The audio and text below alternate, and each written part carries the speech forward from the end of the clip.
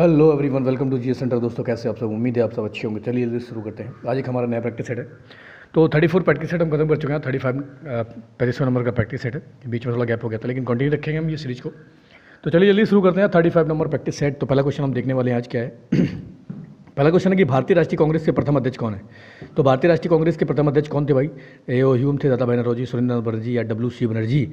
तो भारतीय राष्ट्रीय कांग्रेस का जो प्रथम अध्यक्ष था वो था आपका ए.ओ. ह्यूम साहब। तो ध्यान रखेंगे, वन का इज द राइट आंसर हो जाएगा। ठीक है, अब हम मिसलिनियस क्वेश्चंस करने वाले मिसलिनियस प्रैक्टिस सेट करेंगे, जिसमें कि हर एक टॉपिक से आपको क्वेश्चंस मिलेंगे। ठीक है, दूसरा हम क्वेश्चन देखते हैं कि कथकली किस प्रदेश की नृत्य नाटिका है। तो कथकली कहाँ का है? आंध्र का, केरल का, कर्नाटका का, तमिलनाडु। तो कथकली कहाँ का, जल्दी बताएंगे। कथकली कहाँ का है? कथकली आपका केरल का है ना। तो 2 का B is the right answer हो जाएगा, इसको ध्यान रखेंगे। ठीक है, तीसरा हमारा क्वेश्चन है कि भारत का सबसे बड़ा बंदरगाह कौन सा है। तो भारत का सबसे बड़ा बंदरगाह मुंबई है, कांडला, चेन्नई या विशाखापट्टनम। तो भारत का सबसे बड़ा बंदरगाह आपका कौन सा है? विशाखापट्टनम। ध्यान रखेंगे, 3 का D is the right answer हो जाएगा। ठीक है, नेक्स्ट क्वेश्चन देखते हैं हम कि कावेरी और कावेरी जल विवाद के बारे में देखते हैं। कावेरी जल विवाद किन 2 राज्यों के बीच में होता है? आंध्र, तमिलनाडु। तो कौन से 2 राज्यों के बीच में है? ये है आपका कर्नाटक और तमिलनाडु। तो कर्नाटक और तमिलनाडु के बीच में कावेरी जल विवाद है, बहुत पुराना है, बहुत विवादित है और एग्जाम में बहुत बार इसको पूछा गया है एग्जाम में। ठीक है, नेक्स्ट हम देखते हैं कि भारत का राष्ट्रीय पुष्प कौन सा है। तो सबको पता होगा, नॉर्मल सही बात है कि भारत का राष्ट्रीय पुष्प आपका कौन सा है? कमल है।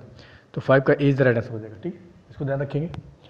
नेक्स्ट हम क्वेश्चन देखते हैं कि वाटरलू के युद्ध के बाद नेपोलियन को कहाँ निर्वासित किया गया। तो वाटरलू के युद्ध के बाद जो नेपोलियन था उसको कहाँ पर भेज दिया गया था? सेंट हेलेना, कोर्सिका, कैप्री या एल्बा। तो वाटरलू के युद्ध के बाद नेपोलियन को भेज दिया गया था सेंट हेलेना द्वीप भेज दिया गया था। 6 का इज द राइट आंसर हो जाएगा। लेकिन जल्दी से बताओ कि वाटरलू का युद्ध कब हुआ था? कमेंट करो कि वाटरलू का युद्ध कब हुआ था। नेक्स्ट हम क्वेश्चन देखते हैं, कौन सा मुगल शासक सर्वाधिक धर्मनिरपेक्ष दृष्टिकोण रखता था। तो औरंगजेब तो था नहीं, हुमायूं नहीं था, अकबर या बाबर नहीं था, यहाँ पर अकबर होगा। 7 का सी द राइट आंसर हो जाएगा। ठीक है, 7 का सी, बार बार एग्जाम में ये क्वेश्चन रिपीट हुए। तो मिसलिनियस टाइप के हम क्वेश्चन आगे करने वाले, तो इसको ध्यान रखेंगे। ठीक है, अगला क्वेश्चन हम देखने वाले कि दिल्ली में लाल किले का निर्माण किसने करवाया था। दिल्ली का जो लाल किला था वो किसने बनवाया था? अकबर ने, शाहजहां ने, औरंगजेब ने या बाबर ने। तो दिल्ली का जो लाल किला था ये बनवाया गया था शाहजहां के द्वारा। किसके द्वारा?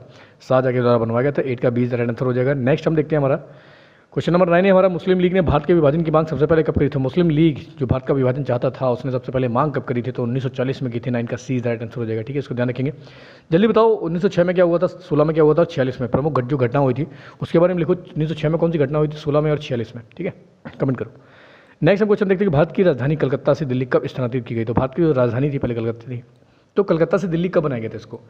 10 में, 11 में, 14 में या 19 में। तो 1911 में भारत की राजधानी को कलकत्ता से दिल्ली स्थानांतरित किया गया था। तो 10 का 20 राइट आंसर हो जाएगा। अगला हम क्वेश्चन देखते हैं कि पानीपत का तीसरा युद्ध कब हुआ भाई। पानीपत का तीसरा युद्ध कब हुआ? 1778 में, 39 में, 75 में, 61 में। तो 1761 में पानीपत का तीसरा युद्ध हुआ था। और ये ऐसा भीषण युद्ध था जिसने भारत की आने वाली जो भविष्य था उसको तय कर दिया था। मराठे पूरी तरीके से हार चुके थे। ठीक है, कुछ उनकी गलतियाँ रही थी उस वजह से, नॉर्मली सबने इसको पढ़ रखा होगा। नेक्स्ट हम क्वेश्चन देखते हैं कि भारत किस दिन गणराज्य घोषित हुआ था।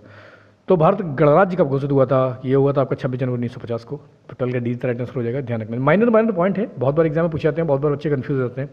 कोई 1930 लगाएगा, कोई 1950 लगाएगा, तो इसी तरह से कंफ्यूज नहीं होना है। भारत का जो गणराज्य घोषित किया गया था 1950 को, 26 जनवरी। नेक्स्ट हमारा कि संविधान के मौलिक अधिकार में कौन सा अधिकार शामिल नहीं है। तो देखो 3 तो अधिकार है कि नहीं है। समानता का अधिकार हमारा दिया है। ठीक है, समानता का अधिकार आर्टिकल 14, स्वतंत्रता का अधिकार आर्टिकल 19, काम का अधिकार नहीं है। ठीक है, काम का अधिकार जो है ना ये हमारा मौलिक अधिकार नहीं है। तो काम का अधिकार क्या है? ये हमारा नीति निर्देशक तत्वों में आता है। ठीक है, तो 13 का सी इज द राइट आंसर हो जाएगा। बाकी सोशल के विरुद्ध अधिकार किसमें आता है, जल्दी से कमेंट करके बताओ।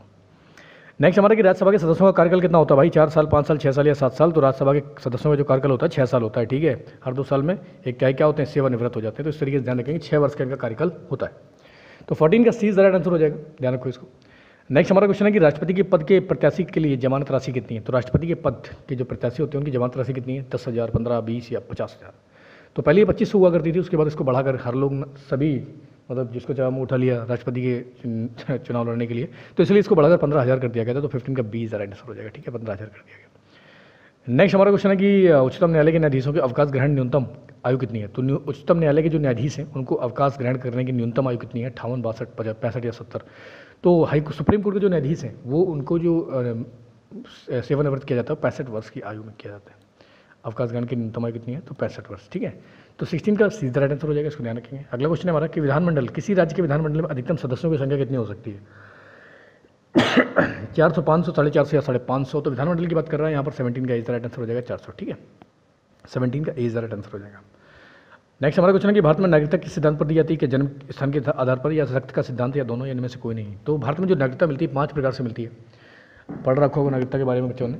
तो जन्म के स्थान पर भी है और रक्त का सिद्धांत भी माता पिता के सिद्धांत के अनुसार भी आपको मिलती है। तो 18 का D is the right answer हो जाएगा। कौन सा हो जाएगा? 18 का D, C is the right answer हो जाएगा दोनों। तो दोनों के सिद्धांत के आधार पर मिलती है, ठीक है। नेक्स्ट हमारा क्वेश्चन है, क्वेश्चन नंबर 19 है कि केंद्रीय मंत्रीगण किसके प्रति, पोर्टी नहीं है पर प्रति, ध्यान रखना, प्रति उत्तरदायी होते हैं। राष्ट्रपति के, लोकसभा के, दोनों सदन के या राज्यसभा के।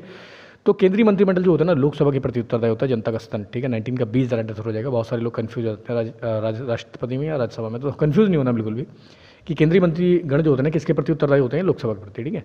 और लास्ट हमारा क्वेश्चन है यहाँ पर 20 नंबर है कि विश्व का सबसे बड़ा संविधान किस देश का है। तो विश्व का सबसे बड़ा संविधान किसका है? तो पता ही है, भारत का ही है, ठीक है। विश्व का सबसे बड़ा संविधान किसका है? भारत का है, ठीक है। तो ध्यान रखो, काफ़ी इंपॉर्टेंट है सारे क्वेश्चन, बार बार एग्जाम में रिपीट हुए। मिसलेनियस हमारी इसी तरीके से कंटिन्यू हमारी सीरीज चलेगी एग्जाम्स के लिए। देखो, इसको पढ़ के जाओ, बहुत बार एग्जाम में क्वेश्चन रिपीट होते हैं। तो चलिए लगातार पढ़ाई कीजिए, लगातार मेहनत कीजिए। आज के लिए इतनी बहुत है। जय हिंद।